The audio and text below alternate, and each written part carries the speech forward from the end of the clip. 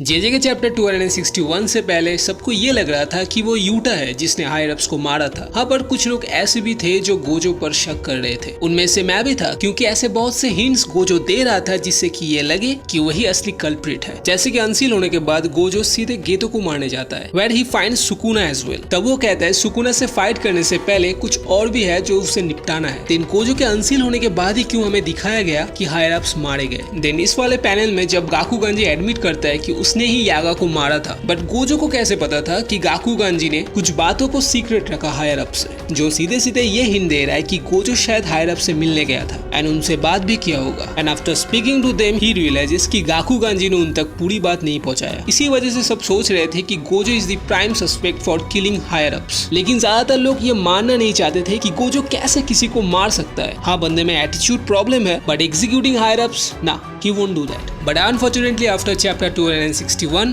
we all came to know किसने higher ups को मारा। Yes, गोजो ने। अब बहुतों का कहना है कि भाई गोजो ने ऐसा क्यों किया, गेगे ने उसे विलेन बना दिया, उसके कैरेक्टर आर्क को ही खत्म कर दिया, turning him into a monster. So आज हम डिस्कस करेंगे गोजो ने हायर अप्स को क्यों मारा। मतलब गोजो ही क्यों, कोई और भी तो हो सकता था उसके जगह। हाँ, ये बात कुछ हद तक सही है कि Gojo always been treated as a weapon. Gege ने उसके कैरेक्टर को बड़े ही कॉम्प्लिकेटेड तरीके से लिखा है। भले ही वो स्ट्रॉन्ग हो सबसे, पर फिर भी वो कंफ्यूज था खुद के आइडियोलॉजी से, खुद के एक्शन से। सो सम वे और अदर द मेन रीजन जो उसे ट्रिगर किया to kill the higher ups वो है the psychological battle he was fighting with himself in his mind since childhood. कि सबसे स्ट्रॉन्गेस्ट बनने का मतलब जिम्मेदारी उठाना हर चीजों की, चाहे वो सही हो या गलत, उसकी बोझ तुम्हें लेना होगा। दुनिया चाहे तुम्हें मॉन्स्टर कहे, चाहे तुम अकेले हो जाओ, still you have to take the responsibility of everything. Every mistake जो तुमने किया, एवरी रिग्रेट्स जिनसे तुम्हें पछतावा है। एंड इसी आइडियोलॉजी को वो कहीं ना कहीं एक्सेप्ट भी कर लेता है when he was going to kill the higher ups. क्योंकि जब यूटा उससे कहता है don't bear the burden of being a monster alone anymore, Gojo reply में कहता है देयर इज नथिंग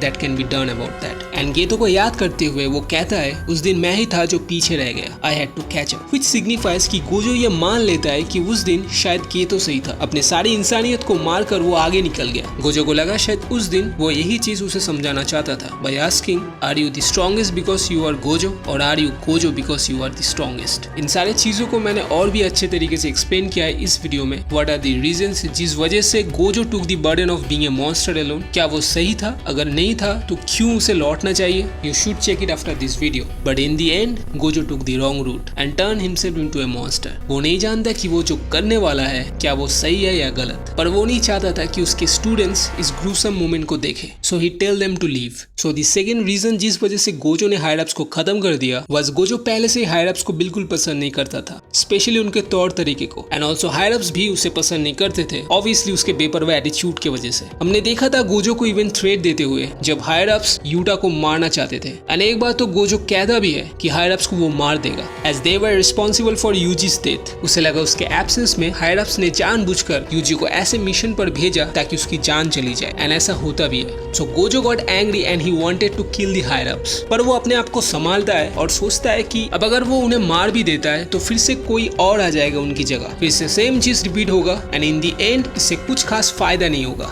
ना उनके ख्यालात बदलेंगे, ना उनके तौर तरीके। But after Shibuya incident things got different. Gojo prison realm में बंद होने के बाद हायर अप्स को काइंड ऑफ एडवांटेज मिल गया उसके एब्सेंस में कुछ भी करने का। वी ऑल नो गोजो से हायर अप्स भी डरते थे। सो बिना सर पैर के कुछ ऑर्डर्स हायर अप्स ने निकाले, जिनमें से एक था assassination of Yuji. They choose Yuta for that. मस्त मक्खन लगा के उसे मैनिपुलेट करना चाहा, और हम जानते हैं यूटा ने क्या किया।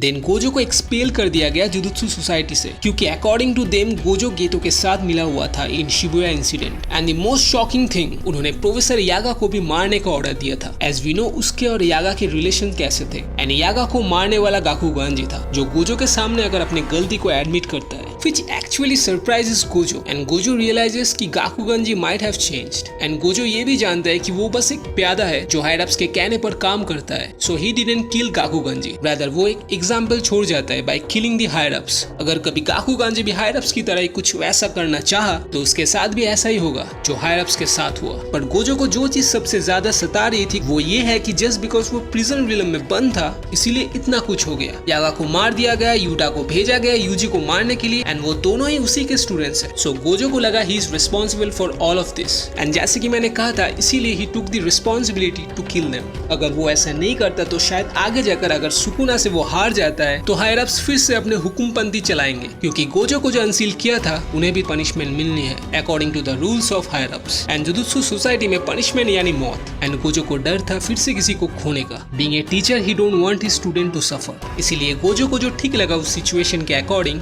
वो उसने किया। Now you tell me what do you think, क्या गोजो सही था या गलत? कमेंट करके बताओ। वीडियो अच्छी लगी हो तो लाइक कर देना एंड चैनल को सब्सक्राइब करके रखो ऐसे इंटरेस्टिंग वीडियोस के लिए। Take care guys, Tata.